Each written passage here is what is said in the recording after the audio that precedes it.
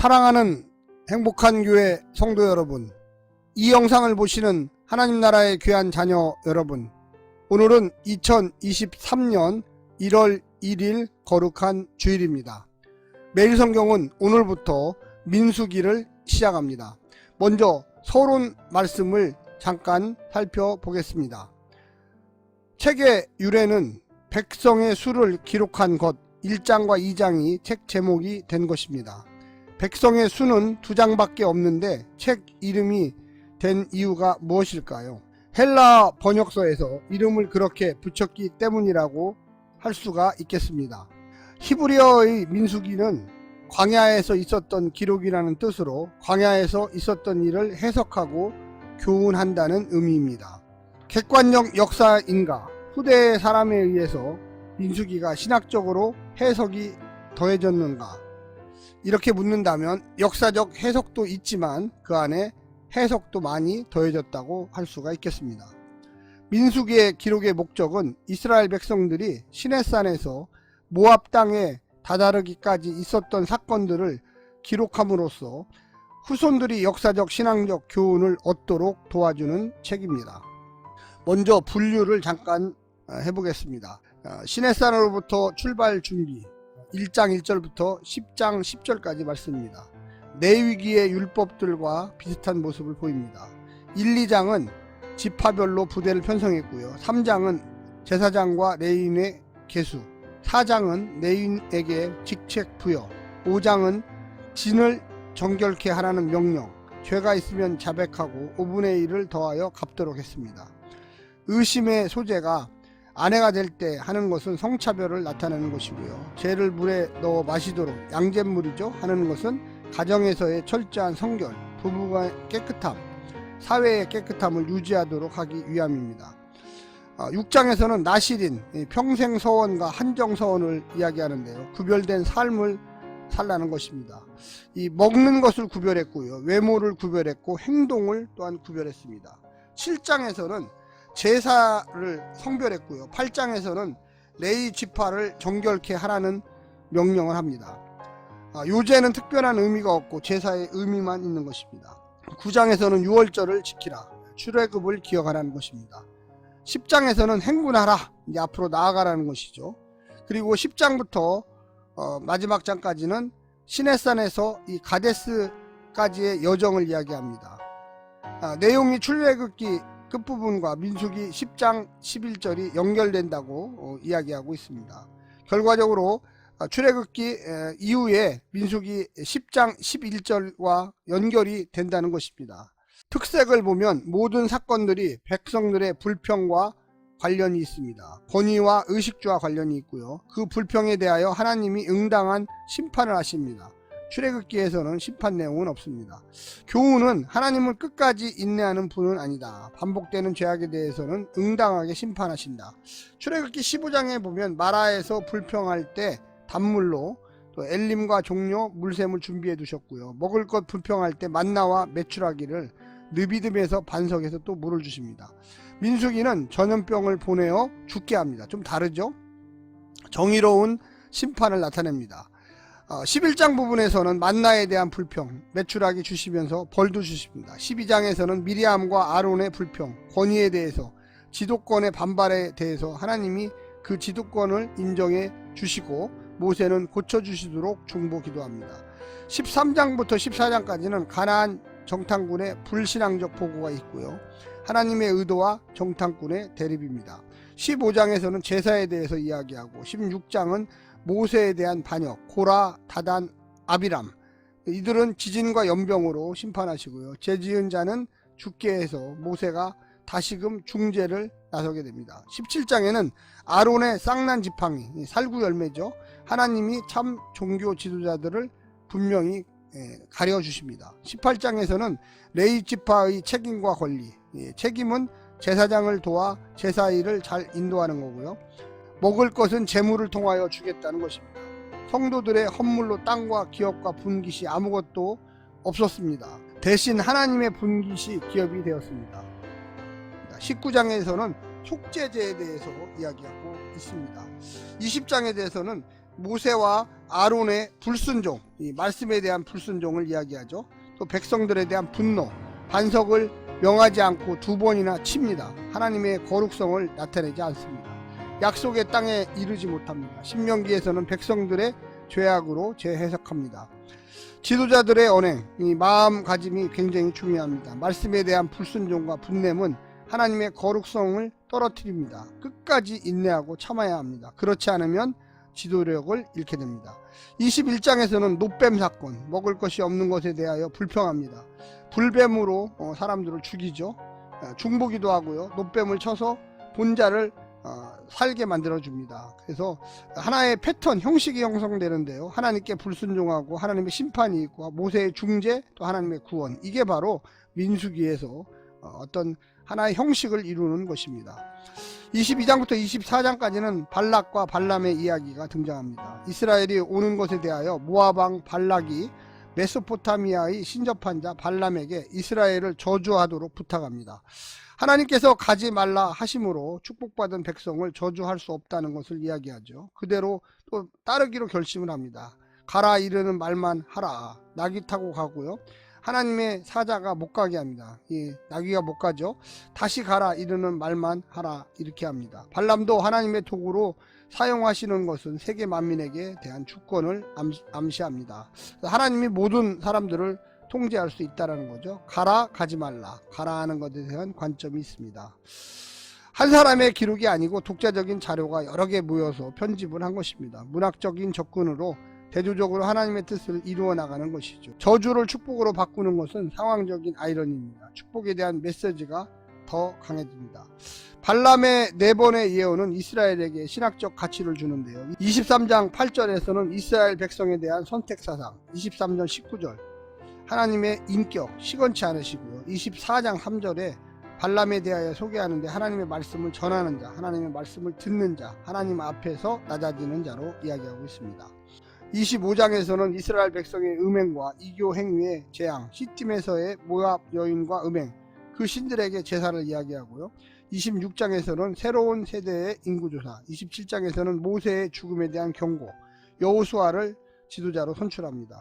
28장과 30장에는 예배의 강령이 있고요. 31장에는 미디안 사람들에게, 32장에는 루벤 갓 자손의 제2의 꾸중을 합니다. 공동체가 계획 세웠을 때에 슬며시 빠지지 말라고 이야기합니다. 협동하라는 것이죠. 33장에서는 이스라엘 백성이 광야 생활을 다시 회고하고요. 34장에는 약속의 땅의 경계를 정하는 모습을 보여줍니다. 36장에서는 도피성, 실수로 살인한 자가 정당한 재판 받기까지에 피해하는 곳, 도망하는 곳이죠. 레위인이 담당합니다. 36장에서는 지파별 기업 분배를 약속하고 있습니다. 민수기의 주제는 하나님의 거룩성, 첫 번째, 절기를 지키라는 것이 거듭 강조됩니다. 또 하나님 백성들이 잘못할 때 응당한 심판을 하심으로 하나님을 더 거룩하게 섬기도록 이야기하고 있습니다. 두 번째는 거듭되는 불평과 불순종, 10번이나 거역하고요. 불순종의 결과가 나타나기 시작합니다. 세 번째는 모세의 중재행위, 참된 지도자 상이죠. 참다운 권위는 하나님 편에서 변호하도록 맡길 때 나옵니다. 온유하고 겸손한 마음으로 참으라는 것입니다. 네 번째는 정복의 내용입니다. 요단강 동쪽을 계속하여 정복합니다. 이처럼 약속의 땅을 정복할 수 있다는 것을 보여줍니다. 민수기의 기능은 뭘까요? 첫 번째는 레위기의 성별, 거룩의 주제를 계속 이어줍니다. 두 번째는 여호수아에서 계속되는 가나안 정복 기사와 이어줍니다. 세 번째는 처음 독자들에게 어떤 감동을 주었을까 생각해보면, 첫 번째, 민수기의 완성을 포로기 시대 이후로 볼 경우 왜 고통을 당했나, 포로기 바벨론 포로를 갔다 온 것에 대한 이야기죠. 왜 우리가 바벨론 포로에 잡혀갔을까? 아마도 죄 때문이다. 이것은 하나님의 심판이 있었기에 우리가 바벨론의 포로로 잡혀간 거다. 두 번째는 포로 전기 시대로 볼 경우 우리도 회개하지 않으면 이렇게 된다. 이런 심판을 당하게 된다. 오늘날 우리 그리스도인들에게 주는 교훈은 뭡니까? 거룩한 하나님이 약속의 땅을 준비해 놓고 계신 채 성도들의 매일매일의 성별된 생활을 원하고 계신다는 겁니다. 과거의 구원 역사 기억하며 머물게 하지 말고 계속 하나님과의 관계를 유지하도록 하고 하나님을 떠난 자에게 심판하신다는 것을 설교할 때 바로 이 민수기의 의미가 분명하게 나타나게 됩니다. 이제 마지막으로 민수기의 배경만 하나 더 이야기하겠습니다. 주전 15세기 이집트 제국은 기근으로 이주해온 야곱의 후손들이 크게 번성하였습니다. 그래서 두려워 약 4세기 400년 동안 야곱의 후손들을 노동으로 학대합니다. 이런 상황 속에서 야곱의 후손들은 하나님께 기도를 합니다. 살려달라고, 구원해달라고 기도하죠. 이 하나님이 바로 아브라함과 이삭과 야곱의 하나님이십니다. 언약을 기억하신 하나님은 모세를 보내 이스라엘 백성들을 이집트, 애굽에서 탈출하게 합니다. 히브리 백성들은 이스라엘 탈출 후 광야 생활을 시작합니다. 40년간 히브리 백성들은 하나님께서 불순종함으로 광야에서 많은 이들이 죽게 됩니다. 히브리 백성들은 광야에서의 실패와 소망 가운데 궁극적으로 하나님의 말씀을 깨닫고 소망의 길을 간다는 것입니다. 민수기를 요약을 해보면요, 1장부터 25장까지는 광야에서 죽은 9세대 이야기, 민수기 26장부터 36장까지는 약속의 땅에서 들어갈 신세대 이야기로 구성되었다고 보시면 좋겠습니다. 이제부터 오늘 2023년 1월 1일 매일성경 본문을 가지고 다시 돌아오겠습니다. 바로 전에 서론을 보았습니다. 오늘 민수기의 첫 번째 시간, 출애굽한 이스라엘 백성들이 시내산에 1년간 머무른 이후 약속의 땅인 가나안으로 여행하는 내용이 중심을 이루고 있습니다. 시내산을 출발하기 전 이스라엘 백성들은 약 50일 동안 여러가지 여행 준비를 하는데, 그것이 민수기 1장부터 10장까지의 내용을 형성하고 있습니다. 특별히 민수기 1장은 긴 여행을 떠나기 전 함께할 사람들을 계수하고 있습니다. 보통 사람들이 단체 여행을 떠나기 전 함께하는 사람들의 목록을 만들고 점검하는 것과 같은 이치입니다.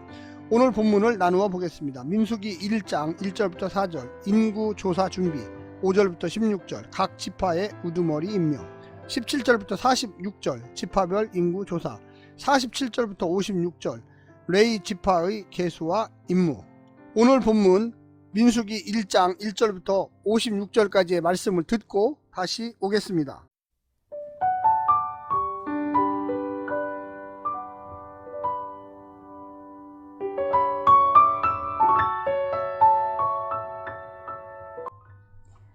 민수기 1장. 이스라엘 자손이 애굽 땅에서 나온 후 둘째 해 둘째 달 첫째 날에 여호와께서 시내 광야 회막에서 모세에게 말씀하여 이르시되, 너희는 이스라엘 자손의 모든 회 중 각 남자의 수를 그들의 종족과 조상의 가문에 따라 그 명수대로 계수할지니, 이스라엘 중 20세 이상으로 싸움에 나갈 만한 모든 자를 너와 아론은 그 진영별로 계수하되, 각 지파의 각 조상의 가문의 우두머리 한 사람씩을 너희와 함께하게 하라. 너희와 함께 설 사람들의 이름은 이러하니, 루벤 지파에서는 스데울의 아들 엘라수리요, 시므온 지파에서는 수리사떼의 아들 슬루미엘이요, 유다 지파에서는 암미나답의 아들 나손이요, 이사갈 지파에서는 수알의 아들 느다넬이요, 스불론 지파에서는 헬론의 아들 엘리압이요, 요셉의 자손들 중 에브라임 지파에서는 암미우스의 아들 엘리사마요, 므낫세 지파에서는 브다술의 아들 가말리엘이요, 베냐민 지파에서는 기드오니의 아들 아비다니요, 단 지파에서는 암미사떼의 아들 아히에셀이요, 아셀 지파에서는 오그란의 아들 바기엘이요, 갓 지파에서는 두우엘의 아들 엘리아삽이요, 납달리 지파에서는 에난의 아들 아히라이니라 하시니, 그들은 회중에서 부름을 받은 자요, 그 조상 지파의 지휘관으로서 이스라엘 종족들의 우두머리라. 모세와 아론이 지명된 이 사람들을 데리고 둘째 달 첫째 날에 온 회중을 모으니, 그들이 각 종족과 조상의 가문에 따라 20세 이상인 남자의 이름을 자기 계통별로 신고하매, 여호와께서 모세에게 명령하신 대로 그가 시내 광야에서 그들을 계수하였더라.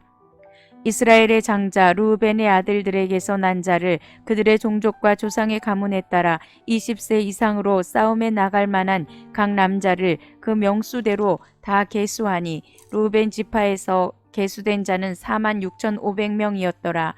시므온의 아들들에게서 난 자를 그들의 종족과 조상의 가문에 따라 20세 이상으로 싸움에 나갈 만한 각 남자를 그 명수대로 다 계수하니, 시므온 지파에서 계수된 자는 59,300명이었더라. 가세 아들들에게서 난 자를 그들의 종족과 조상의 가문에 따라 20세 이상으로 싸움에 나갈 만한 자를 그 명수대로 다 계수하니 각 지파에서 계수된 자는 45,650명이었더라. 유다의 아들들에게서 난 자를 그들의 종족과 조상의 가문에 따라 20세 이상으로 싸움에 나갈 만한 자를 그 명수대로 다 계수하니 유다 지파에서 계수된 자는 74,600명이었더라. 이사갈의 아들들에게서 난 자를 그들의 종족과 조상의 가문에 따라 20세 이상으로 싸움에 나갈 만한 자를 그 명수대로 다 계수하니 이사갈 지파에서 계수된 자는 54,400명이었더라. 스불론의 아들들에게서 난 자를 그들의 종족과 조상의 가문에 따라 20세 이상으로 싸움에 나갈 만한 자를 그 명수대로 다 계수하니 스불론 지파에서 계수된 자는 57,400명이었더라. 요셉의 아들 에브라임의 아들들에게서 난 자를 그들의 종족과 조상의 가문에 따라 20세 이상으로 싸움에 나갈 만한 자를 그 명수대로 다 계수하니 에브라임 지파에서 계수된 자는 45,500명이었더라. 므낫세의 아들들에게서 난 자를 그들의 종족과 조상의 가문에 따라 20세 이상으로 싸움에 나갈 만한 자를 그 명수대로 다 계수하니 므낫세 지파에서 계수된 자는 32,200명이었더라. 베냐민의 아들들에게서 난 자를 그들의 종족과 조상의 가문에 따라 20세 이상으로 싸움에 나갈 만한 자를 그 명수대로 다 계수하니 베냐민 지파에서 계수된 자는 35,400명이었더라. 단의 아들들에게서 난 자를 그들의 종족과 조상의 가문에 따라 20세 이상으로 싸움에 나갈 만한 자를 그 명수대로 다 계수하니 단 지파에서 계수된 자는 62,700명이었더라. 아셀의 아들들에게서 난 자를 그들의 종족과 조상의 가문에 따라 20세 이상으로 싸움에 나갈 만한 자를 그 명수대로 다 계수하니 아셀 지파에서 계수된 자는 41,500명이었더라. 납달리의 아들들에게서 난 자를 그들의 종족과 조상의 가문에 따라 20세 이상으로 싸움에 나갈 만한 자를 그 명수대로 다 계수하니 납달리 지파에서 계수된 자는 53,400명이었더라. 이 계수함을 받은 자는 모세와 아론과 각기 이스라엘 조상의 가문을 대표한 12지휘관이 계수하였더라. 이같이 이스라엘 자손이 그 조상의 가문을 따라 20세 이상으로 싸움에 나갈 만한 이스라엘 자손이 다 계수되었으니 계수된 자의 총계는 60만 3,550명이었더라.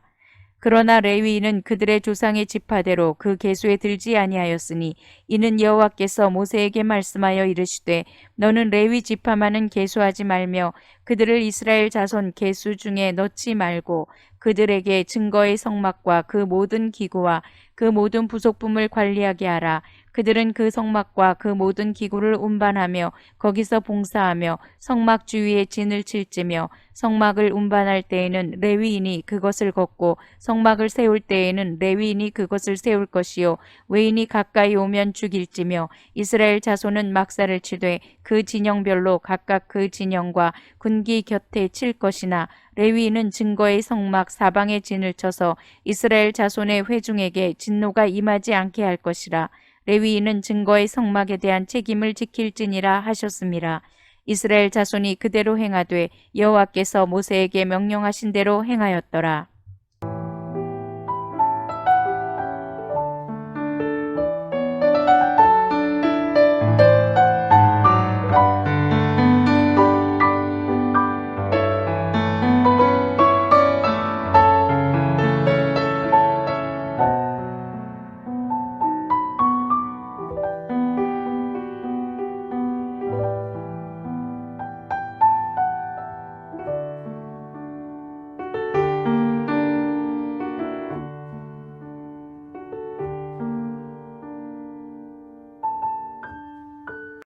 출애굽 이후 1년 동안 시내산에 머무르다가 가나안 땅을 향해 가는 상황이었기 때문에 이때 이스라엘 백성들의 마음은 매우 희망적이었습니다. 이제 출발하면 곧 가나안 땅에 진입하고 그렇게 되면 가나안 백성들과의 전쟁은 불가피할 것이기에 민수기 1장에서 인구를 조사하는 가장 중요한 이유는 바로 전쟁을 준비하는 데 있었습니다. 오늘 본문을 네 부분으로 나누어 자세히 설명드리겠습니다. 첫 번째, 순종으로서의 인구조사. 인구조사는 이스라엘에게 금지되어 있었습니다. 그것은 하나님보다는 자신들의 군사력을 더 의지한다는 표현이었기 때문입니다. 하지만 민수기에서는 두 번의 인구조사를 명하십니다. 가나안 땅을 향한 여정을 시작하기 전 가나안 땅에 입성하기 전입니다. 자손에 대한 축복과 같은 이것은 하나님의 약속이 성취되었음을 확인하는 의미가 있었습니다. 두 번째는 행군으로서의 광야 여정. 이스라엘의 여정을 마치 군대의 행군처럼 여깁니다. 가나안 땅에 이를 때까지 그들은 그 길을 가로막는 세력들과 불가피하게 전쟁을 벌여야만 합니다. 그들도 모를 광야에서도 그들은 자신을 지켜야만 했습니다. 20세 이상의 장정은 누구도 예외가 될 수는 없습니다. 오늘 우리의 영적 여정 역시 관광이 아니라 행군입니다. 모두 선주해서 인도하시고 하나님을 의지하여 진군하는 영적 군사들이 되어야만 하겠습니다. 세 번째는 지휘관 임명과 즉각적인 순종. 지파별로 지휘관을 임명하고 부대를 조직하게 합니다. 지휘관은 전투 지휘관일 뿐만 아니라 신앙의 리더이기도 했습니다. 모세와 아론은 명령을 받자마자 즉시 순종합니다. 각 지파도 일사불란하게 명령을 따라 조직을 갖춥니다. 하나님의 도우심이 인간적인 준비와 노력, 합리적인 조직의 운영의 필요성을 면제하지는 않습니다. 네 번째는 순종으로 나아가는 여정. 20세 이상의 장정이 약 60만 명에 이릅니다. 70명으로 애굽에서 내려왔던 아브라함의 후손이 하나님의 약속대로 바다의 모래와 같이 하늘의 별과 같이 많은 수로 늘어나는 것입니다. 이를 보면서 가나안 땅을 향한 약속도 이루어질 것을 믿어야만 했습니다. 레위 지파만은 상비군에서 제외시키고 성막을 운반하고 지키게 하셨습니다. 광야 전투의 승리는 병력과 무기에 달려있지 않고 거룩하신 하나님의 능력에 달려있기에 이스라엘이 해야 할 가장 중요한 일은 진을 정결케 하고 거룩하게 보존하는 일이었습니다. 순종만이 생명이 되는 여정이었습니다. 출애굽 이후 시내산에서 있었던 사건들을 시간별로 잠깐 정리해보면요. 제1년 1월 14일 출애굽 6월절이죠. 제1년 2월 15일 신광야 도착, 제1년 3월 1일 시내산 도착, 2년 1월 1일 성막의 완성과 봉헌, 한 달간 내위기 반포, 제2년 1월 14일 최초의 6월절 준수, 제2년 2월 1일 1차 인구조사, 제2년 2월 14일 늦은 6월절 준수, 제2년 2월 20일 시내산 출발.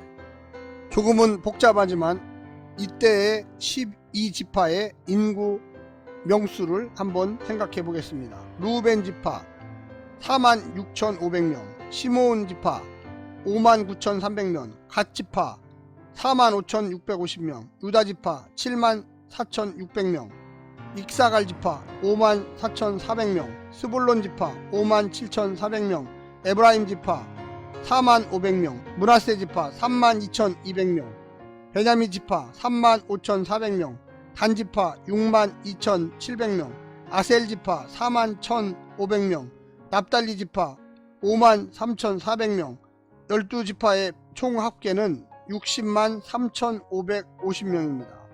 사랑하는 형제자매 여러분, 이제 민수기가 시작되었습니다. 우리가 하나님 말씀을 한마디 한마디 더 깊게 묵상하고 올 한 해 승리하는 믿음의 해가 되시기를 간절히 부탁드립니다. 샬롬.